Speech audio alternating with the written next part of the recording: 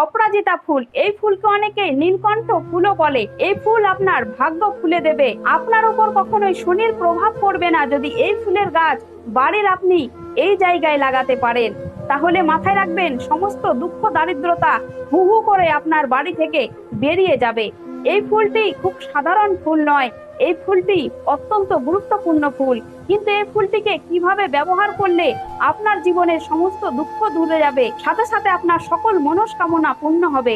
অনেকেই থাকে বিভিন্ন ব্যবসা করতে চায়, বিভিন্ন কাজ করতে চায়, কিন্তু কোনো কাজে সফল হয় না। যে কাজে হাত দেয় সে কাজেই ব্যর্থ হয়ে যায়।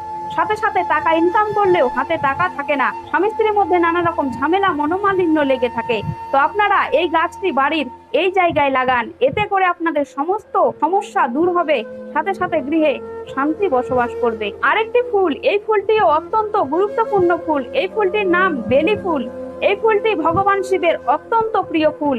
এই ফুলটি একটি মন্ত্র বলে যদি শিবলিঙ্গতে অর্পণ করতে পারেন, তাহলে আপনার যা মনের ইচ্ছা সেটাই ভগবান শিব পূরণ করবে। তো মন্ত্রটি কি আর কোন দিন এই ফুলটি অর্পণ করতে হবে, আসুন দেরি না করে জেনে নেই। সোমবারের দিনে 12টা সোমবার এই নিয়মটি করতে হবে। অর্থাৎ এক সোমবারে 12টা ফুল তুলে নিয়ে আসবেন। তুলে আনার পরে আপনারা একটা ফুল হাতের মধ্যে ধরবেন। ধরার পরে বলবেন শিবায় বসি, শিবায় বসি, এই কথাটি উচ্চারণ করবেন। এই কথাটি উচ্চারণ করার পরে শিবলিঙ্গে সেই ফুলটি অর্পণ করবেন। আবার 2 নম্বর বেলি ফুল নেবেন। সেই বেলি ফুলটি ধরেও সেই মন্ত্রটি বলবেন শিবায় বসি। এই মন্ত্রটি বলে আবার 2 নম্বর ফুলটি অর্পণ করবেন। অর্থাৎ এক সোমবারে 12টি ফুল একবার করে শিবায় বসু বলে শিবলিঙ্গ অর্পণ করতে হবে। অর্থাৎ 12টি ফুল, তাহলে 12 বার শিবায় বাসি বললে আপনাদেরও 12 বার বলা হলো এই মন্ত্রটি। আর এই নিয়মটি করতে হবে 12টা সোমবার।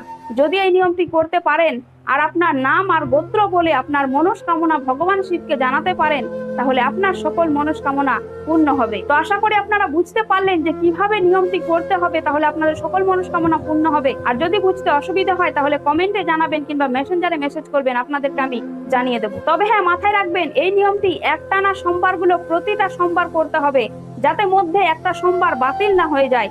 যদি বাতিল হয়ে যায় কিংবা মন্ত্রটি যদি 12 বারের জায়গায় 13 বার বলে ফেলেন, তাহলে কিন্তু আপনাদের কোনো মনস্কামনা পূর্ণ হবে না। তাই এটি মাথায় রাখবেন, 12 বারেই বলতে হবে। 12টি ফুল ধরে 12 বার মন্ত্রটি বলতে হবে, আর একটা একটা করে অর্পণ করতে হবে। আর 12টা সোমবারে করতে হবে। 12টা সোমবার করতে করতে যাতে মধ্যের একটা সোমবারও বাতিল না হয়ে যায়, এতে করে আপনাদের কোনো মনস্কামনা পূর্ণ হবে না। তাই এটি অবশ্যই ধ্যান রাখবেন। এবার বলি, নীলকণ্ঠ ফুলের গাছটি বাড়ির কোন সাইডে লাগাতে হবে আর কি কি নিয়ম করতে হবে।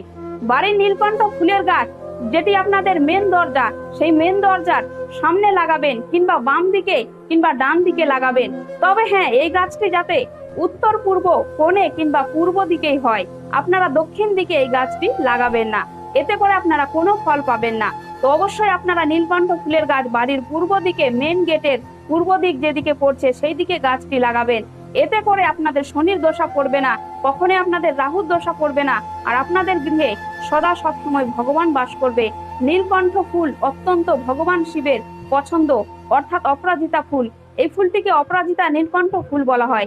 এই ফুলটি ভগবান শিবের অত্যন্ত পছন্দ। এমনকি শুধু ভগবান শিবেরও না, এটি ভগবান কৃষ্ণেরও অত্যন্ত প্রিয় ফুল। তাই এই ফুলটি আপনারা সোমবার করে ভগবান শিবকে অবশ্যই অর্পণ করবেন। আর যদি আপনাদের গ্রহ দশা ধরে যায়, অর্থাৎ আপনারা যে কাজ করছেন সেই কাজে অসফল হয়ে যাচ্ছেন, কিংবা আপনাদের কোনো স্বপ্ন পূরণ হচ্ছে না, কিংবা দারিদ্রতা, দুঃখ, কষ্ট, অসুখ বিসুখ সংসারে লেগে আছে, তাহলে আপনারা অশ্বত্থ গাছ অর্থাৎ পাকড় গাছ, পিপেল গাছ, এই গাছটিকে অনেকেই বলে, এই গাছে শনিবার করে আপনারা জল দিয়ে আর এই ফুলটি দিয়ে পুজো করে আসবেন। এতে করে আপনাদের শনির দশা কেটে যাবে, সাথে সাথে আপনাদের সকল গ্রহ দোষ কেটে আপনাদের জীবন সুন্দর মঙ্গলময় হয়ে উঠবে। তো আশা করি আপনারা এই ভিডিওটির মাধ্যমে অনেক উপকৃত হলেন। যদি এই ভিডিওটি বুঝতে কোনো রকম অসুবিধা হয় কমেন্টে জানাবেন, যদি কোনো প্রশ্ন থাকে কমেন্টে জানাবেন, আর আমার সাথে মেসেঞ্জারে যোগাযোগ করবেন যদি আপনাদের খুব অসুবিধা থাকে। অবশ্যই পাশে থাকবেন, পেজটিকে ফলো করে সাথে থাকবেন। ধন্যবাদ।